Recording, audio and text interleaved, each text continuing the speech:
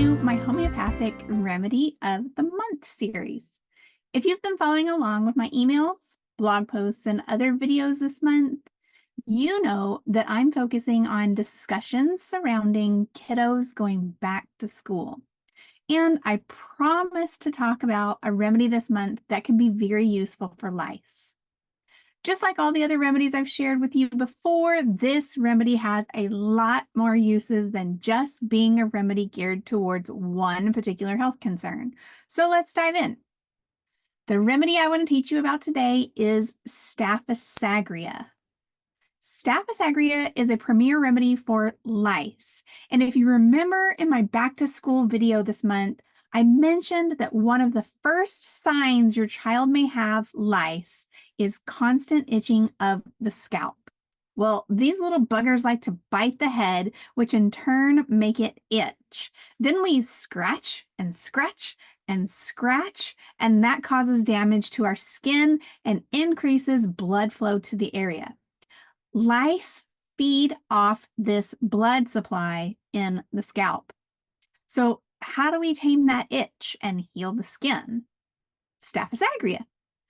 Along with removing the nits and keeping the bed linens super clean, administering Staphysagria 30C a few times a day can help solve this problem quickly.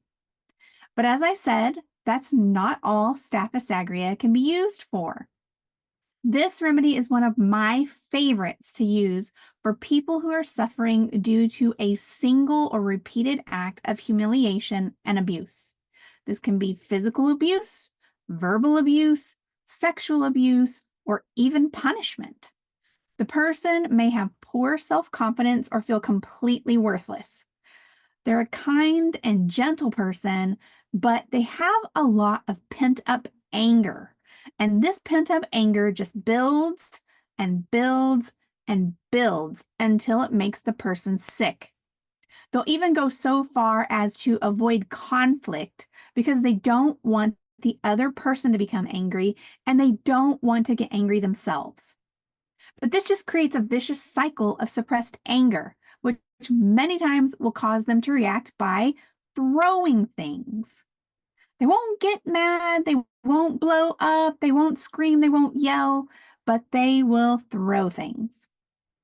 Anyone have a super sweet and kind child, but when they don't get their way, they run to their room, they slam the door, they throw their toys, and then they sulk in their self-pity, and then maybe even feel guilty about it afterwards? That's Staphysagria. And I know I'll get this question, so I'll go ahead and address it now. Can Staphysagria be good if the abuse or humiliation occurred a long time ago? Absolutely yes, especially if you know it's causing the current health condition. It's pretty wonderful in this type of scenario, but I'll pass this along to you.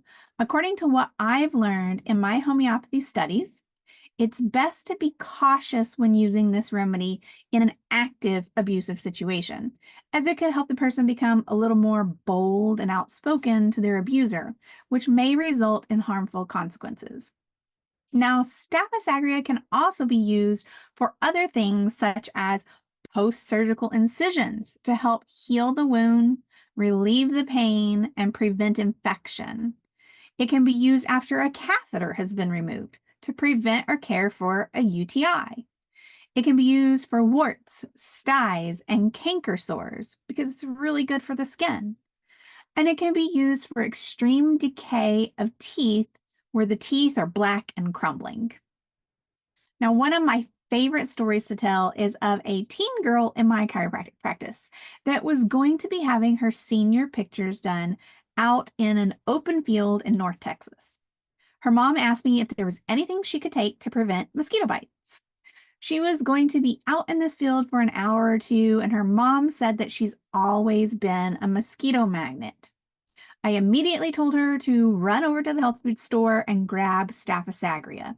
Pretty sure it was just a 30C because most health food stores at the time didn't carry any higher potencies.